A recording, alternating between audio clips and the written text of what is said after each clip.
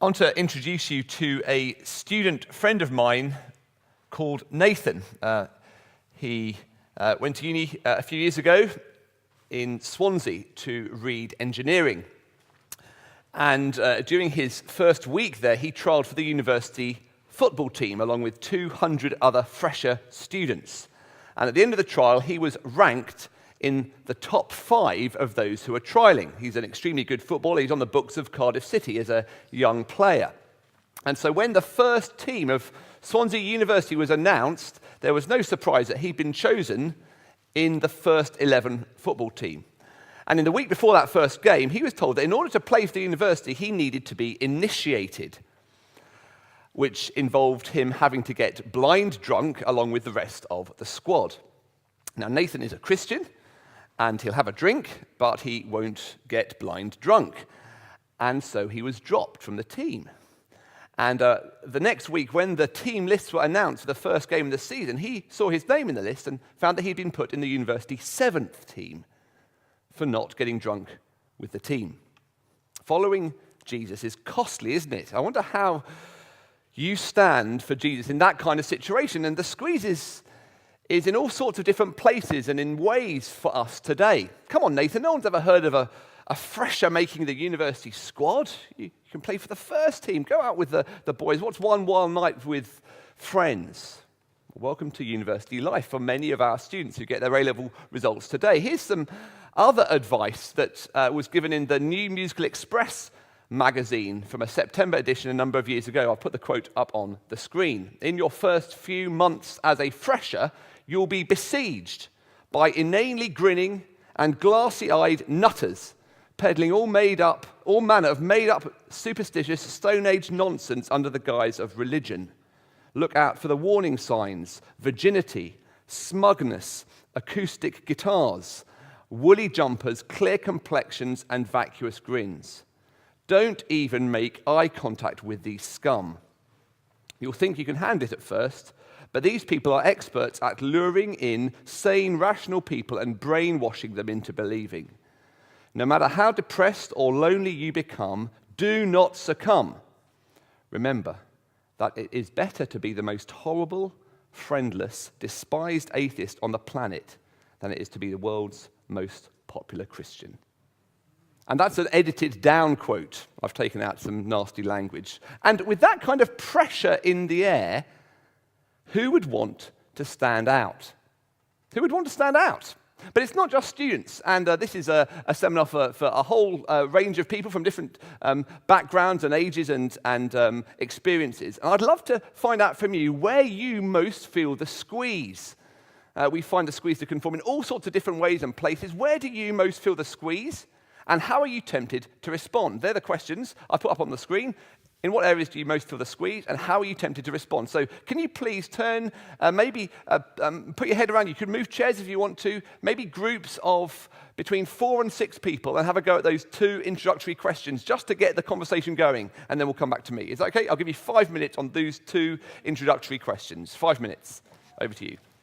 Anyone want to stick up a hand and say where they most feel the squeeze or how they're tempted to respond to the squeeze? And if we can't hear it, I'll repeat your answer. Any reflections in groups? Anyone else want to share a place where they're tempted, where they feel the squeeze? Yeah, thank you. Yeah.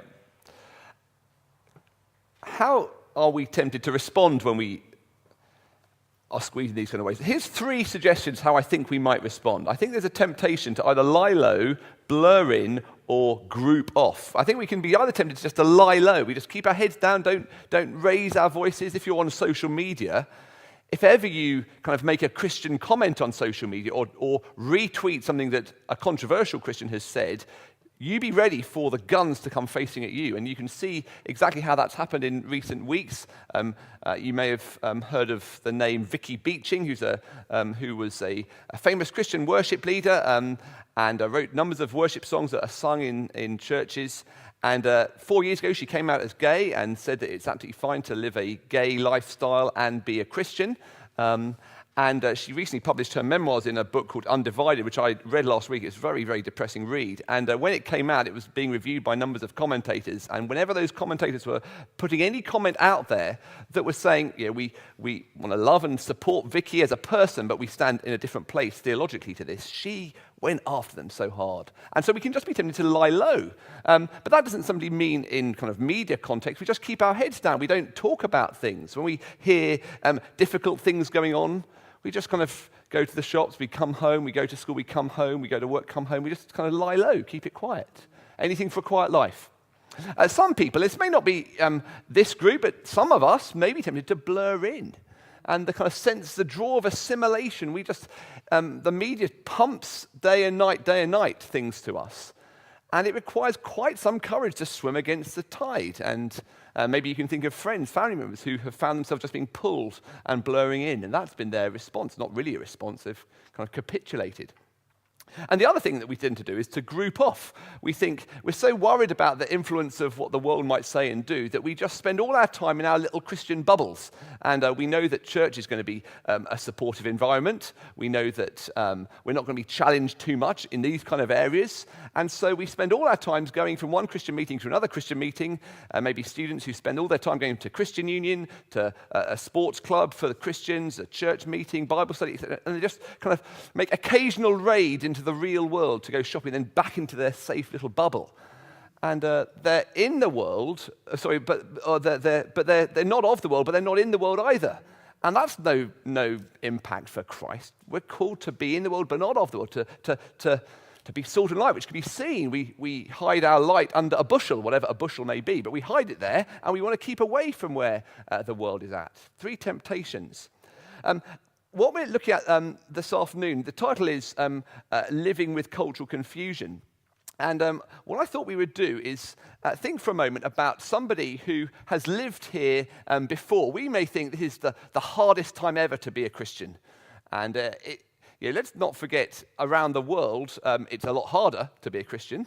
And also, let's not forget that around the world, many, many people, by their millions, are becoming Christians. So this is not the kind of the twilight of the Christian faith in the world. There are more Christians today than ever before, and the rate of Christian growth is faster than ever before. But it is very, very hard right now.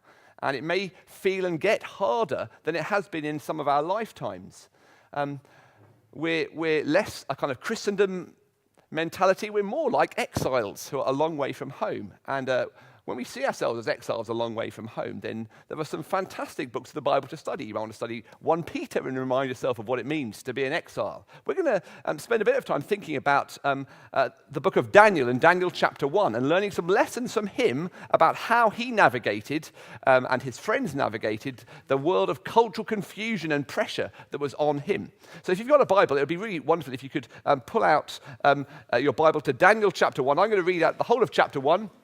We're going to spend a bit of time looking at this passage, and then we're going to have some time for some more discussion and Q&A too. So, and the plan, I think, Jeremy, we're going to wrap up by 3:15. Is that okay? Yeah. Wonderful. Brilliant. Okay, so Daniel chapter 1, and I'm going to read the whole of the chapter out. So let's hear God's word together. In the 3rd year of the reign of Jehoiakim, king of Judah, Nebuchadnezzar, king of Babylon, came to Jerusalem and besieged it. And the Lord delivered Jehoiakim, king of Judah, into his hand, along with some of the articles from the temple of God. These he carried off to the temple of his God in Babylonia and put in the treasure house of his God.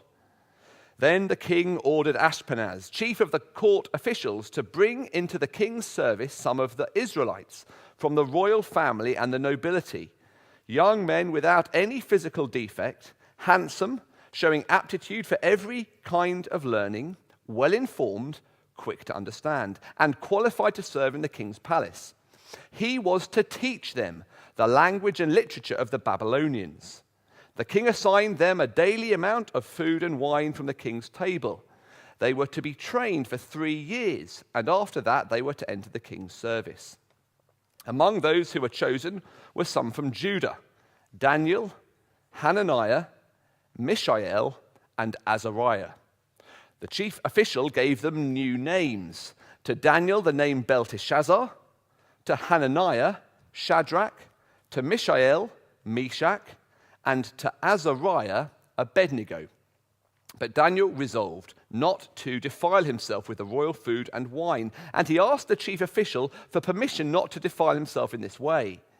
Now God had caused the official to show favor and compassion to Daniel, but the official told Daniel, "I'm afraid of my lord the king, who has assigned your food and drink. Why should he see you looking worse than the other young men of your age?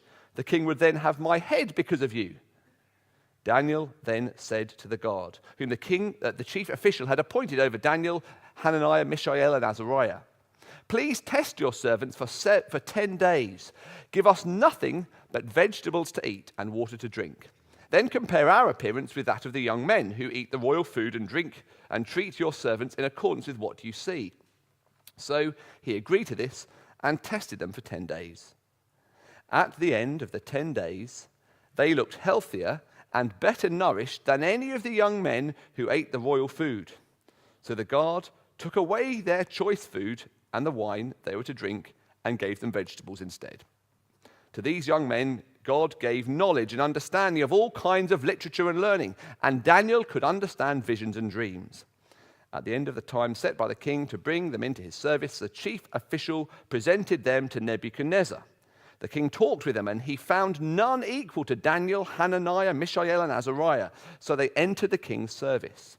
In every matter of wisdom and understanding about which the king questioned them, he found them 10 times better than all the magicians and enchanters in the whole kingdom. And Daniel remained there until the first year of King Cyrus.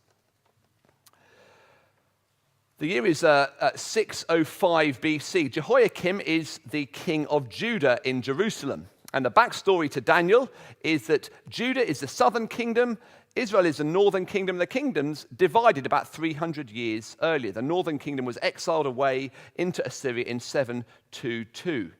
And in 605 BC, Nebuchadnezzar, who is strictly speaking Nebuchadnezzar II, Nebuchadnezzar I, lived 500 years before, is the king of Babylon. Now, I've got a map on the screen if you don't know your geography. Here we are. Let me see. There we go. So there we are. There's, let me see how much of this is there. So Judah is over there, and Babylon is 550 miles away over towards the east. Now, just to kind of put that in modern terms, I don't know if you can see that very clearly, that's modern-day Iraq. So where we are is kind of Iraq and that kind of area. But at the time of Daniel, Babylonia is the great empire that has swept through the ancient Near East. And in our passage, we're told that Nebuchadnezzar sieges Jerusalem. So look down in our passage, verse 2, the Lord delivered Jehoiakim, king of Judah, into his hand.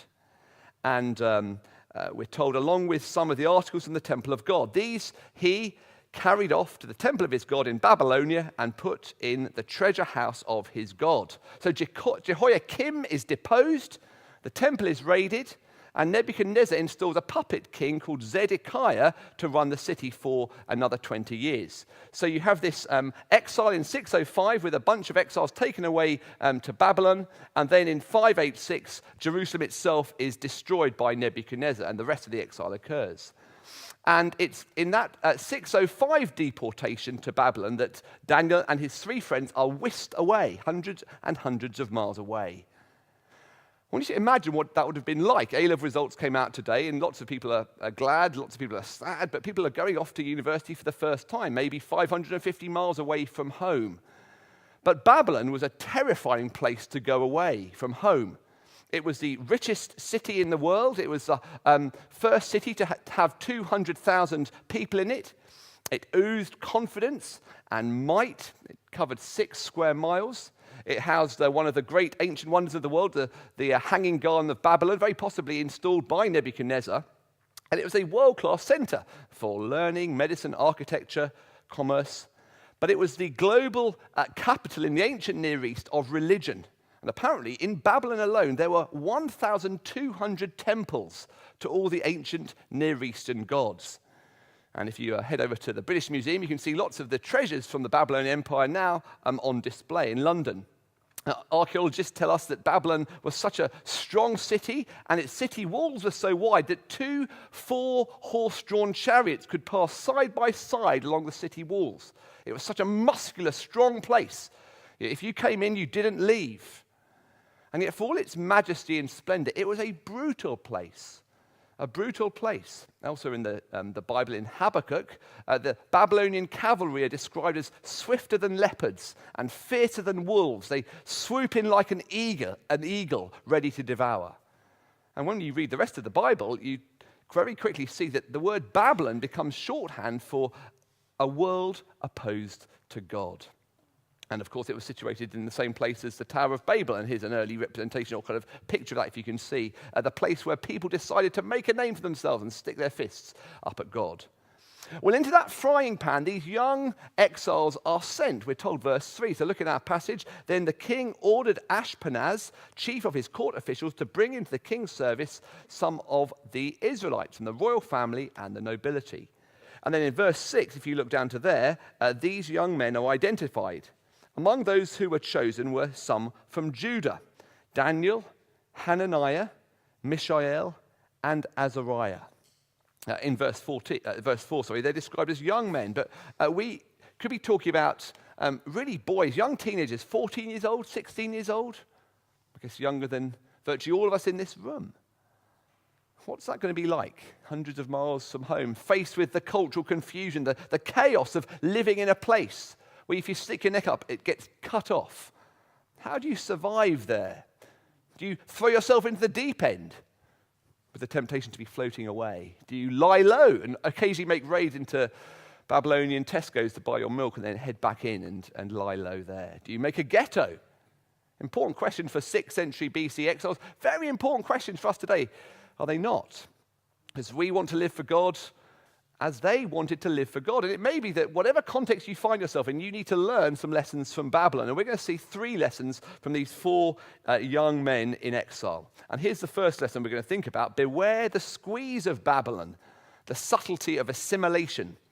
Beware the squeeze of Babylon, the subtlety of assimilation. So again, look down in verse 3 of our passage. Then the king ordered Ashpenaz, chief of his court officials, to bring into the king's service some of the Israelites from the royal family and the nobility, young men without any physical defect, handsome, showing aptitude for every kind of learning, well-informed, quick to understand, and qualified to serve in the king's palace.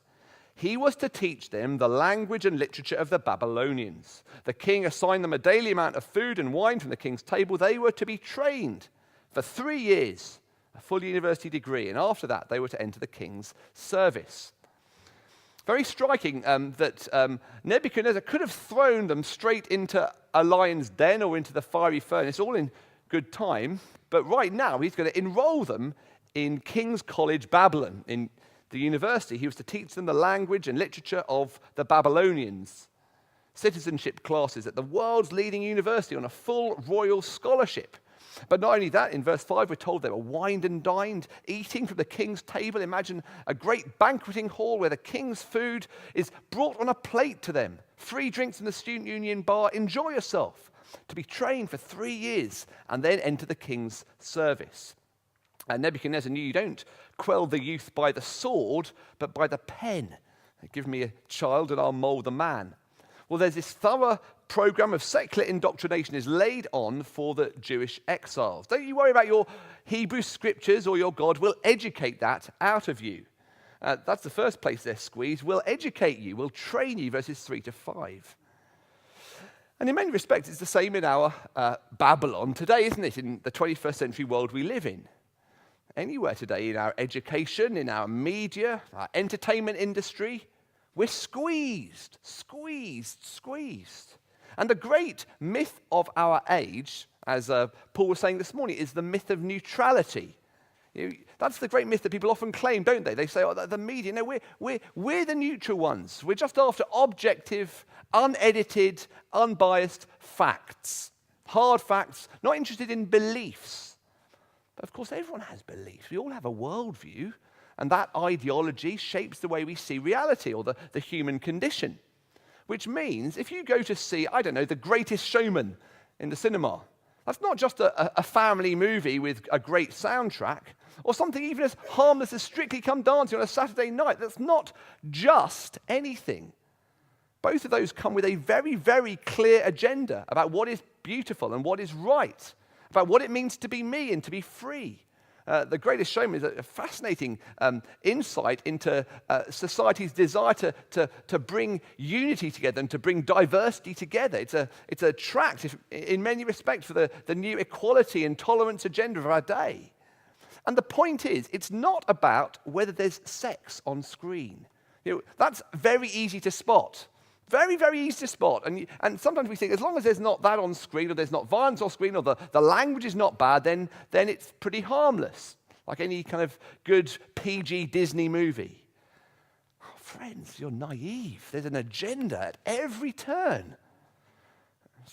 People are talking and describing human flourishing. We say it's just a movie. It's never just a movie or just a lecture. You go to a lecture.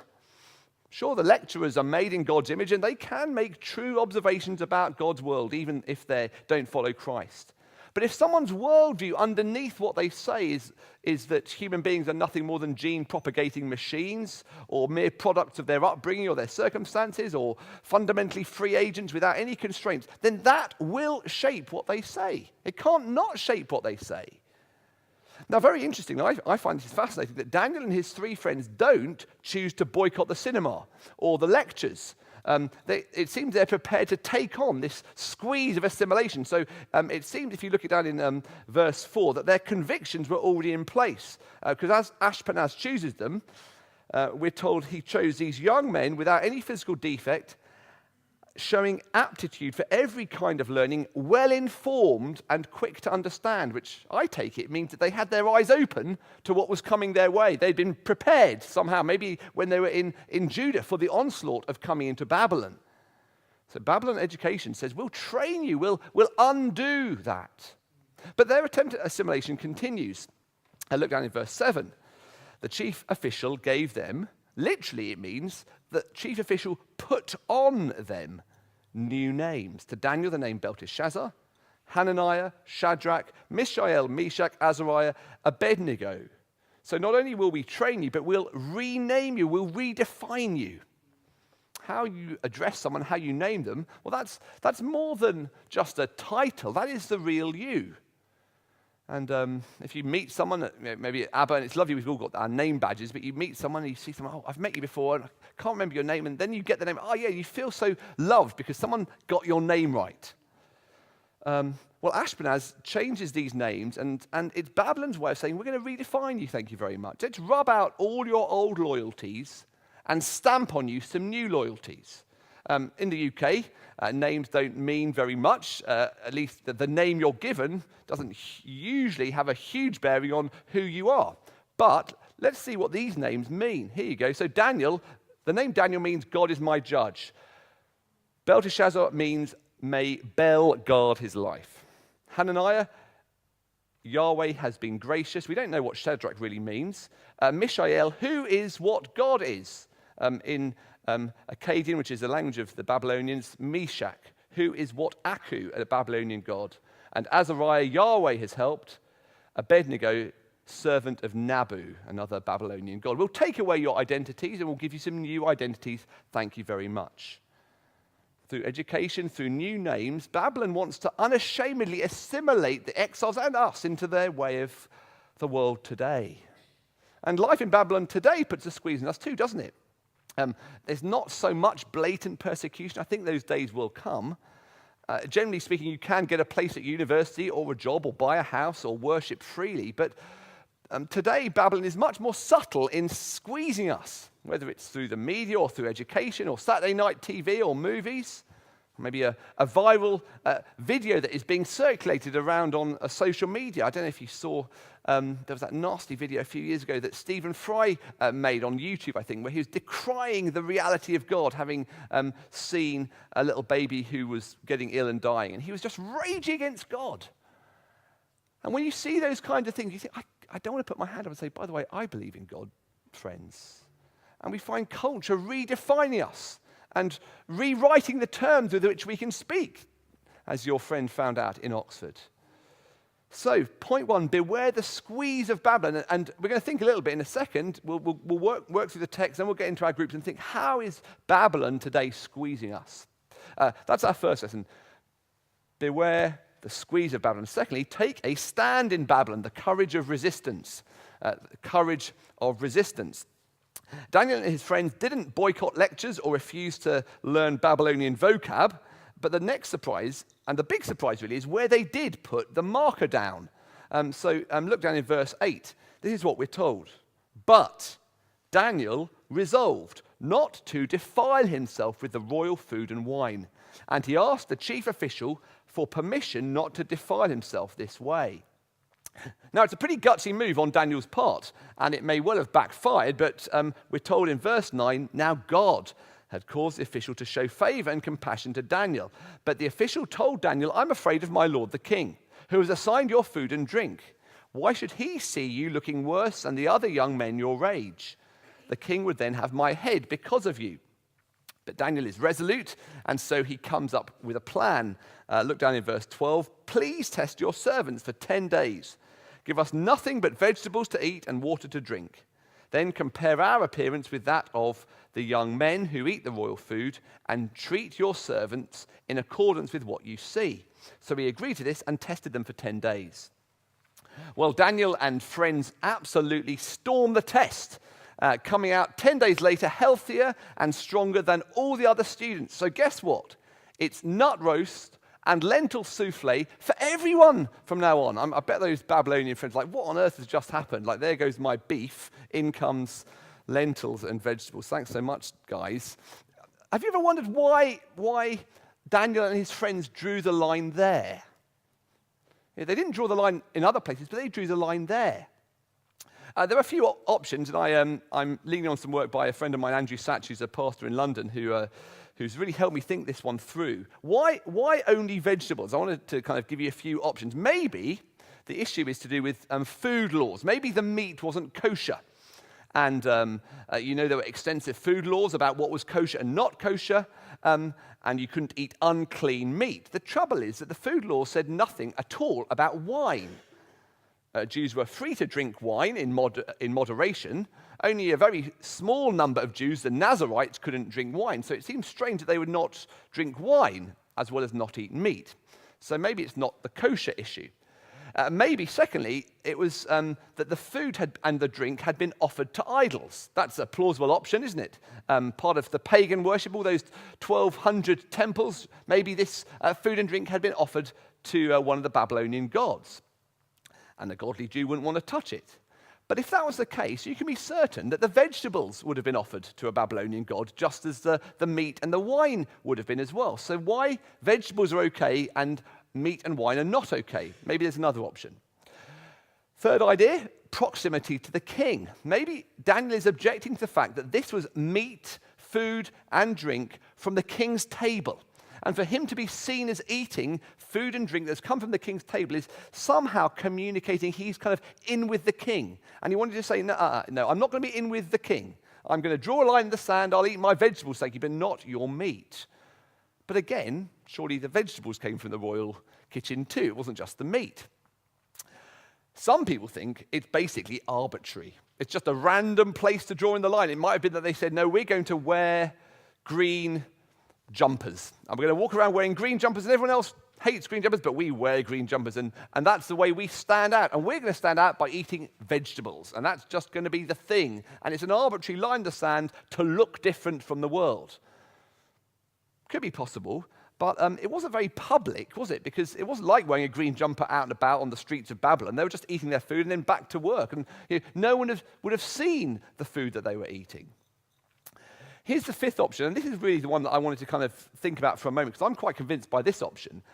I think it is Daniel wanting to make a clear statement that they're here to serve God, and that the reason that they're going for vegetables rather than the meat and the wine is that in ancient times, only eating vegetables was seen, quite frankly, as nutritional suicide.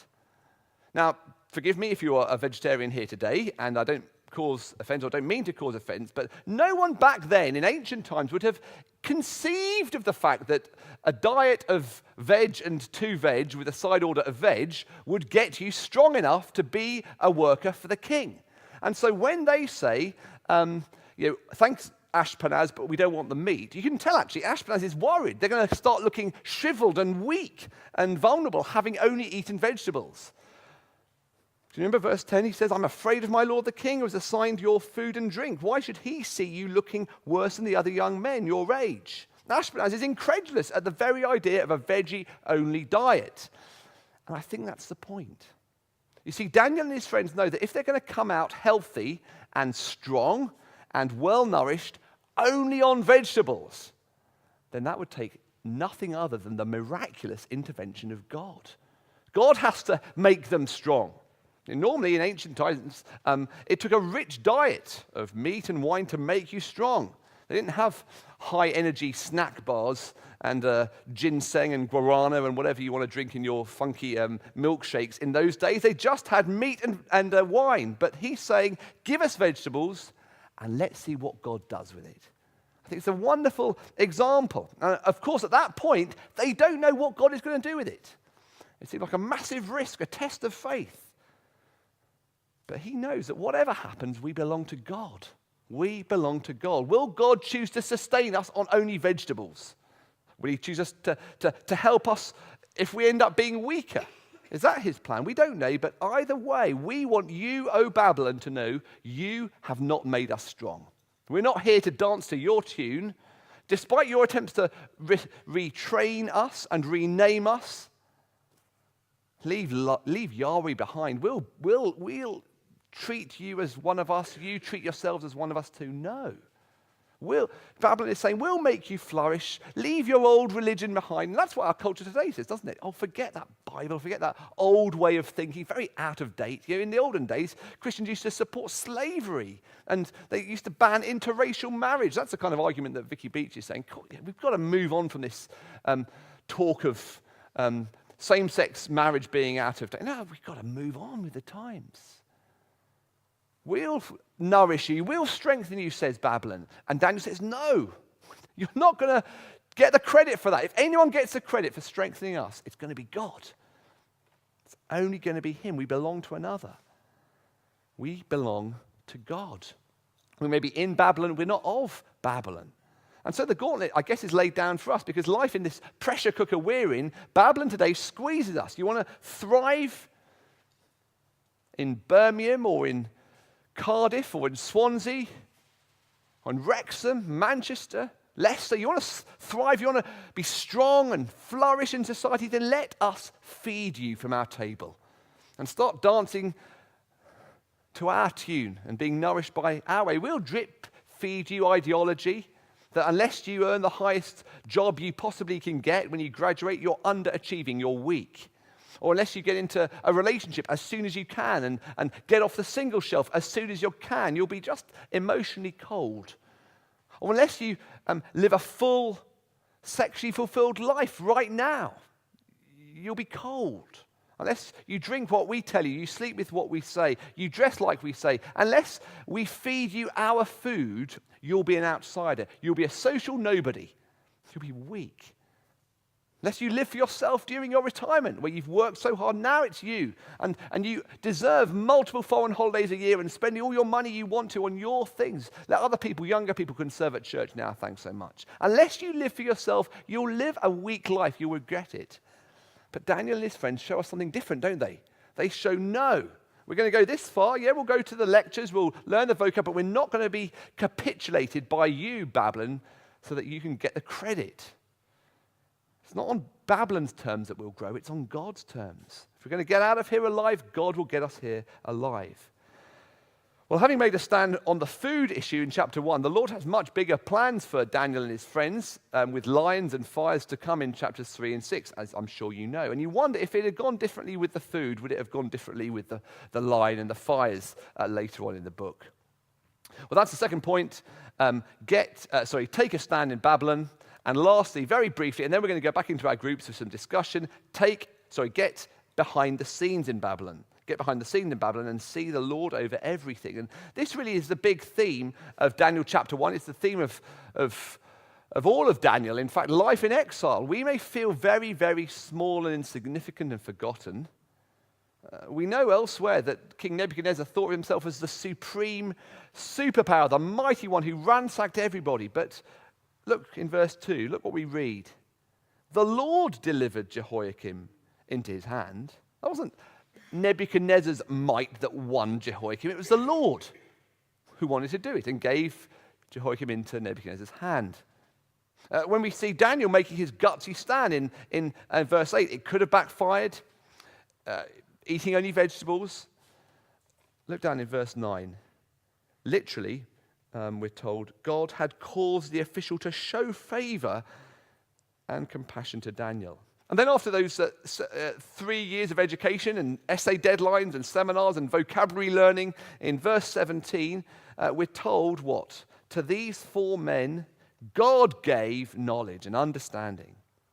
They may be in Babylon, they may be miles from home, but God is there. He's at work there. He got them there in the first place. He gave them a favorable hearing with Ashpenaz, and he's enabling them to study well. There's no area of their lives or our lives where God is not intimately, specifically involved, helping us navigate our way through the cultural confusion we're in. We don't know what God is doing always. We don't know why he's doing it, but he's here with us and he helps us and he leads us and he opens doors and he gives us words to say. Well, I've been talking for a while now, and we've got about 15 minutes or so to spend a bit of time thinking together in our groups again. But before we go into our groups, and these are the questions I'm going to put for you, where might you draw a line in the sand in your context? Where might you draw a line in the sand? And what needs to change? What needs to change for that to happen? Sorry, typo. What needs to change for that to happen? So that's what we'll do and discuss in a moment. But before then, I wonder whether we've got any questions from the floor, because I've been talking a lot, but maybe that you want to pick up on something that I've said, and we can have a bit of a discussion about that as well. But they're coming, so any questions or comments or observations about what I've been saying from Daniel chapter 1? Yeah, they would have been very healthy, but I think I guess we can have kind of other supplements today, which are super. But yeah. Well, yeah, there were places I think to. Very rarely, I was thinking earlier today, I don't know that there are many places where the state says you've got to do it this way, and that is opposed to what the Bible says or what our consciences say. Now, actually, as it turns out, I had an email only this afternoon, which is in relation to, you've probably been aware of the Welsh Assembly's proposal to ban physical chastisement within kind of parenting, and you may have seen the video that my wife was involved in doing earlier in the year, and they're saying that the bill's going to be kind of discussed in Parliament in September, so it's coming fast. And that, I thought, was the first time where potentially a law of the land is going to be at least begun to be discussed that steps on civil liberties, which I'm not saying that Christians have to smack their children, but to say that you can't do what you think is best in a loving environment, that begins to look increasingly Babylon-like, I have to say. Yeah. Well, indeed. And the way it's being described is that any kind of physical chastisement or loving discipline is being described as violence. I just think people are redefining the word violence as if you have an injection when you're ill, and that makes your child cry, or if my son puts his hand in a fire, and then I say, come on, Owen, that needs to go under an ice-cold tap, and he's screaming, and very quickly the pain of the fire has disappeared. It's now the pain of the ice-cold tap, and I know this is going to be good for you, son. I love you, and I'm inflicting this additional pain on you for the sake of your well-being and growth. He doesn't understand it, but will that be described as violent and be banned too? It just seems a bit crazy. But anyway, that's another topic. Well, I think silence can be appropriate, but I think then I'd be cautious when silence ends up giving the impression of complicity. When being quiet looks like you're kind of acquiescing, that's where I'd be a bit concerned. So I think you've got to pick your fights, and there are some places where you think, I'm going to draw a line in the sand here. And it's very interesting learning from Daniel and his friends. They did do some things in Babylon. They didn't boycott Nebuchadnezzar to try to provide freedoms for them. So they didn't go that route, but Daniel still kept praying and publicly praying, even though it was banned, and he was caught in that way. So it depends on what the issue is. I suppose in your instance, there'll be times where there's official guidelines on what you have to say and what you have to not say. I've got lots of family members who are medics, and this is a huge issue for them. I don't think it's fantastic to have Christians who are in the medical profession in different kind of ways. Like it's fantastic to have Christian teachers, and I think it's possible to conduct yourself in a way that just draws attention to what you believe in a necessarily unwise way. And so I think there's being wise as serpents and gentle as doves is what the Lord says, doesn't he, when the disciples are sent out. But there'll be times when we're being asked to compromise what we believe or say, and I think we'll have to say, actually, I'm not going to judge you for what you do. It's up to you. You're an adult, but as a Christian, this is where I would stand. One of the passages that speaks really helpfully in my mind is the one towards the end of 1 Corinthians chapter 5, where the issue of church discipline is being talked about, and this person has been sleeping with his stepmom in the church congregation. Paul really has a go at the church for being soft on that man. But then he says something really striking. In fact, you might even want to turn to 1 Corinthians 5, because I think this really is helpful in these kind of discussions when we're talking about relating to our friends who are gay or who have transgender issues. Here, Paul says, I wrote to you in my letter not to associate with sexually immoral people, not at all meaning the people of this world who are immoral, or the greedy and swindlers or idolaters. In that case, you would have to leave this world. But I'm writing to you that you must not associate with anyone who claims to be a brother or a sister but is sexually immoral, etc. What business is it of mine to judge those outside the church? So you leave those outside the church to the Lord. He will deal with them. But if they're a Christian or a professing Christian and they're walking along a path that seems to be opposed to Christ, then I would start to be more inclined to speak up more quickly, I think. But you need to be wise, I guess. That's really, really helpful. I don't know whether you subscribe to any Christian journals or magazines that are quite helpful at identifying things. I think it's stopped now, but up in Scotland there was something called the Solus magazine, which is really insightful and gave kind of windows into cultural trends. David Robertson up in Scotland, who started it, is, I think, a really interesting commentator on that. I think, at the very least, having your eyes open when you watch the TV or go to the cinema or listen to some music or whatever it may be.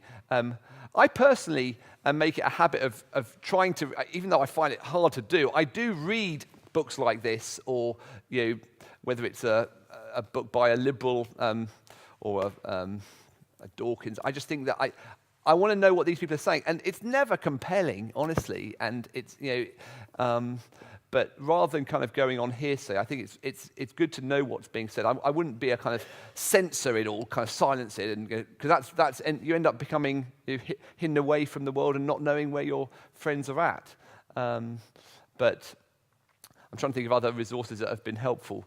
Christian Institute, fantastic, yes. Christian Institute and Christian Concern, I think Christian Institute, tremendous resources. And in fact, for your question about as a nurse in the trans issue, and teacher friends, there's a load of really helpful resources that the CI have produced on what actually can and can't be asked of you. And there's, even in the terms of legal protection, it's just very, very good.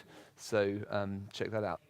Yes, very good, thank you. And often, I think what makes that a really powerful thing is if you can then footnote it, which is why I'm doing what I'm doing. It's one thing to have the courage to do what you're saying, and then the next courageous move is to say, and the reason I'm doing this is I belong to the Lord. Yeah. Because it does seem crazy. Why on earth would you do that? Like, I could imagine a trader saying, I've never, ever heard someone do that. Like, 25 and £5, what's £5? But if it's £300, if it's £350, or add some noughts on that, why would you do that? Well, because I belong to the Lord, and He's that significant to me. Indeed. What should we expect from the world around us? And incidentally, I should add, sometimes if we do kind of follow the media at all, we can think that the whole world is going this way very fast. Lots of people are, but don't forget, it's the people with the microphone who are going that way. It's not everybody by a long shot. The fact is that there are still, I think, according to my last numbers, about 30 times more evangelical Christians in the UK than transgendered people. 30 times more. So, now, you would never know that off the BBC Home webpage, which every day is a different story or a different article. But there are 30 times more people in your church than there are people who have gender dysphoria. Now, by the way, also, gender dysphoria is not a political issue. It is, but it's also a personal issue for some people, and we need to have compassion, and I did write a little article about that in the Evangelical magazine, but that's very helpful. But we can feel and almost kind of approach the world as if it's coming at us hard, when it's really just a few very, very secular liberal commentators who've grabbed the microphone, and social media means everyone can have a microphone now, and that's why we can feel so kind of marginalized, when in actual fact I think very many people are much more kind of middle of the road, quote unquote. Not much. I don't know. An example. With this Be Reasonable thing that Sally was involved in doing earlier in the year, I kind of linked to it on my social media stream. I made a very clear point at church. I've never said that Christians should smack their children. I've never made a point about it at all, because I think that it is an area where Christians do disagree. But personally, on my Facebook or Twitter, I kind of was very proud of my wife for going on the telly to talk about it, and so I linked to it, and I got lots of abuse from people for doing that. So it's a bit scary when you stay. Who wants to put their hand up and say, "I want to defend the right to hit children"? That's a pretty hard campaign to stand with. It really is. But it wasn't so much about that as much about civil liberty, and the state shouldn't tell loving parents to how they can raise their kids, etc. So I don't have a load of advice. I think there are ways of doing it. There's a proverb: whoever gives answer without listening is to their folly and shame. I think very often we speak very quickly and we have an opinion, and maybe you see something, and occasionally I've seen an article on the BBC website and I've tweeted about it, and then someone's made a comment. I thought, oh crumbs, that could be misread in the way I did that. And my wife is much more cautious, and she says, Dave, just take a bit longer to think about what you say and do. And so if I'm, then I kind of end up retreating completely. But I do think it's good for Christians to be in those spaces, because that is the equivalent to Mars Hill or the public square. There's a lot of comment on there, and so I think what would my advice be? It would be be aware of where this is going to take you. In a sense, social media leaves a tattoo on you for your life. I've got a friend of mine who's a student. He's a trainee doctor. And he's very supportive of all the things that we've talked about, and but he's just so aware that if he wants to carry on his medical career, people will just trawl through what he's tweeted about or commented on, and he just needs to think, is that the place to make a stand there? Like someone like a David Robertson, good for him. He's taking the hits for evangelicals. Maybe some of us as other pastors could do that a bit more. And when you're the only one doing that, it's a bit scary. Certainly we found with the smacking thing, with the Be Reasonable campaign, that actually having more and more people who are standing with us and saying, actually, this is sensible, and what the Welsh Assembly is saying is crazy, you feel like, okay, we're not just one person, we're a gathering group of people who are saying it. But I'd love to hear your advice too. I think our time is probably done, isn't it? Thank you so much for your contributions, and I'm going to pray and then hand over to you, Jeremy.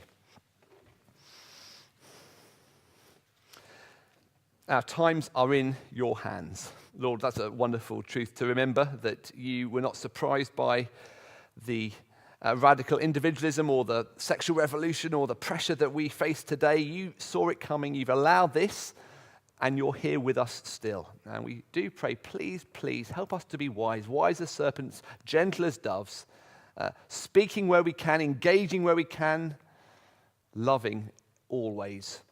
And we do pray for people who are being pulled by the world, especially maybe we can think of folks today, maybe friends, family members, students in our churches who seem the pull, who've been at Aber a year ago and now are not. And we pray, please, give us words to say for them particularly. And we pray for our young people too, our children.